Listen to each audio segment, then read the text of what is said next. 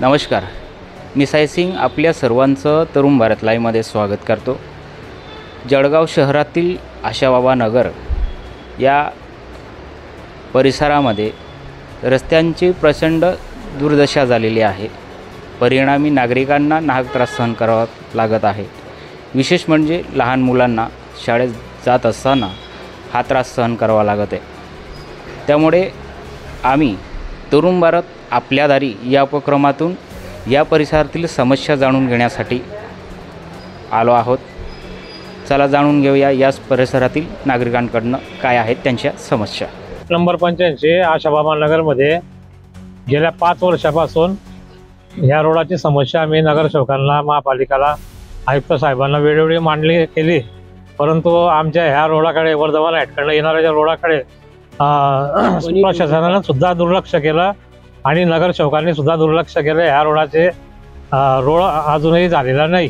गट नंबर 85 वर्धमान हाटकडनं येणारा रोड, इथे वाहतूक खूप असल्यामुळे आम्हाला बिलकुल म्हणजे रोडाचं काहीही हे नाही, काय म्हणता, रोड वापरायला मिळतच नाही आणि रोड तयारच नाही हा। तर किती वेळेस आम्ही तिथे नगरपालिकेत जाऊन आले, माझा हात मुडला, हात मुडलेला आहे, मी पडून गेली या रोडावर, तरी सुद्धा म्हणजे कोणी इकडे रोडाला लक्ष देत नाही आणि नागरिकांना परत पाठवून देतं ऑफिसात गेल्यावर। आशाबाबा नगर गट नंबर 85 आम्ही नगरपालिकेला जवळजवळ 5 वर्षापासून पाठपुरावा करत आहे।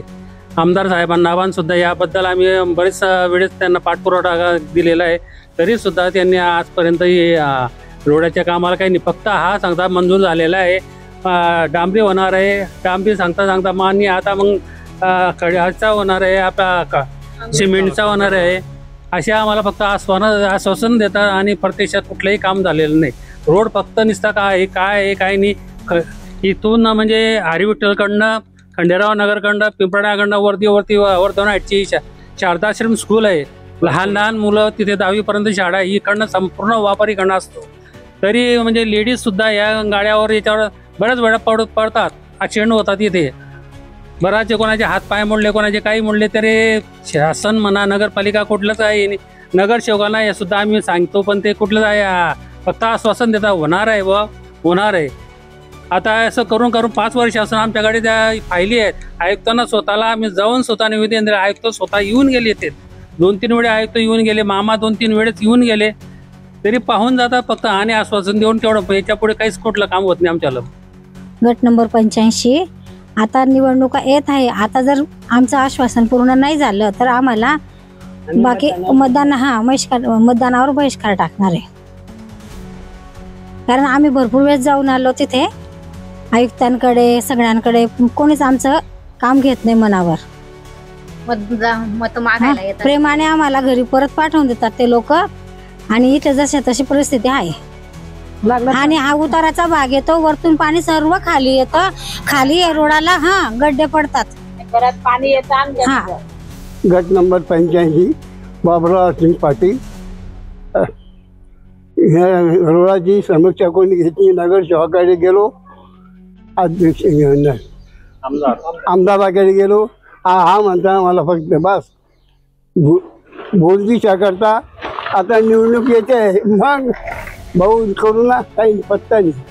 आमची रोडचा प्रॉब्लेम आहे, किती वर्ष झाले, आम्हाला 15-20 वर्ष झाले ह्या वस्तीत राहून, या गल्लीत आशाबाबामध्ये एकदाही मुरुम सुद्धा टाकलेला नाही आणि खूपच रोड खराब झालेला आहे।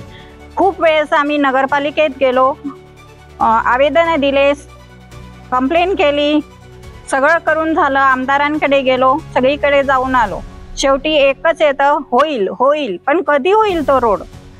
व्हायला पाहिजे ना। आज किती वर्ष झाले, 17-18 वर्ष झाले आम्ही बिना रोडचे राहतोय, टॅक्स भरतो, सगळं हे घेता तुम्ही, घरपट्ट्या वसूल करता, पाणीपट्टी घेता, रोडचा टॅक्स सुद्धा घेता, मग रोड का नाही? रोड झालाच पाहिजे। नेहमी म्हणताय तुम्ही की आता होईल, नंतर होईल, 6 महिन्यांनी होईल, 2 महिन्यांनी होईल, पण अजूनपर्यंत काहीच झाले नाही। आज 20 वर्ष झाले, एकदाही रोड झालेला नाही आणि त्यामुळे आरोग्याची समस्या निर्माण होत आहे। कंबरला गॅप पडतोय बायांना, मुलं शाळेतून जाणारे येणारे लहान मुलं विद्यार्थी आहेत, शाळा जवळ आहेत, ते पडता झडता, सायकलवर जाता येत नाही, चालत जाता कोणी पडतं कोणी झडतं, म्हातारे व्यक्ती आहेत, हात मोडतात पाय मोडतात, कमरेचा प्रॉब्लेम झाला आहे. करायचं काय, कुठे जायचं आता आम्ही सगळ्यांनी, किती वेळेस जायचं? उपोषणाची धमकी देऊन आज रोडची समस्या जी आहे तीच आहे. कधी होणार हा रोड? मतदान घ्यायला मतदान येतं तेव्हा येता, हो आम्ही करू, आम्ही सगळं करू, सगळी सोय करू तुमची. मतदान झालं की बस संपला विषय, तिथे कोणीही येत नाही. इतर आजूबाजूचे सगळे रस्ते झाले, आमच्या 4-5 गल्ल्याचेच रस्ते झालेले नाही. आम्ही 5-6 वेळेस आयुक्ताकडे जाऊन आलो, उपोषणाची धमकी सुद्धा देऊन आलो, राजू मामाकडे सुद्धा जाऊन आलेलो आहे, PWD वाल्यांकडे सुद्धा जाऊन आलेलो आहे. अजून रस्ते होत नाही. याचं कारण काय? आयुक्तांनी इथे येऊन आयुक्तांनी येऊन इथे भेट सुद्धा दिलेली आहे, राजू मामांनी सुद्धा भेट दिलेली आहे. काहीच उपयोग नाही. आणि आज तरण्या मुलांचे हात फ्रॅक्चर होतात, पाय फ्रॅक्चर होतात, त्याला जबाबदार कोण? म्हातारे तर सोडूनच द्या तुम्ही. कामाच्या हात आणि आता घरी बसून जर राहिले 2 महिने तर कोण खाणार, कोण देणार आहे त्यांचा पगार? 2 महिने कोणी भरून देणार आहे का पगार त्यांचा वाला? येऊन जातात बस, हो करून देऊ, हो करून देऊ, बस. नगरपालिकेत गेलो ते म्हणतात तुमच्यावाला अजून हेच आलेलं नाहीये, तुमचं वरतूनच सर्क्युलर आलं नाहीये असं सांगतात. ते अर्धी हे देणारे पैसा आणि अर्धा ती दुसरी शाखा देणारे असं सांगतात. कोणीच त्याच्या मध्यस्थी भाग कोणीच घेत नाही त्याचा पूर्ण कारणी चांगला. कामाला सुरुवात करू आणि नंतर काहीच करत नाही, नुसतं आश्वासन देता बस झालं का बा, एवढंच करतात ते, काहीच करत नाही त्याच्या उपर. त्यांना काही इकडे यावं लागतं का? जे इकडे राहतात त्या उलट ते वरतून असे म्हणतात की तुम्ही इकडे कशाला घरं घेतले म्हणता. मग कुठे घरं घ्यायला पाहिजे होते? मग आम्ही आता त्या आयुक्तांनीच सांगितलं पाहिजे. पाणी पट्टी सगळं भरतो, लाईट बिल भरतो. लेखी द्या, घरपट्टी भरू नाही म्हणून टॅक्स भरायचा नाही. आम्ही रस्ते पण सुनील देवरे, आशा बाबा नगरातली मी रहिवासी आहे.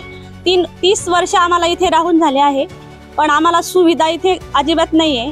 आणि एवढं दरवर्षी आम्ही प्रामाणिकपणे नगरपट्टी, घरपट्टी, पानपट्टी ही वेळेवर भरत असतो.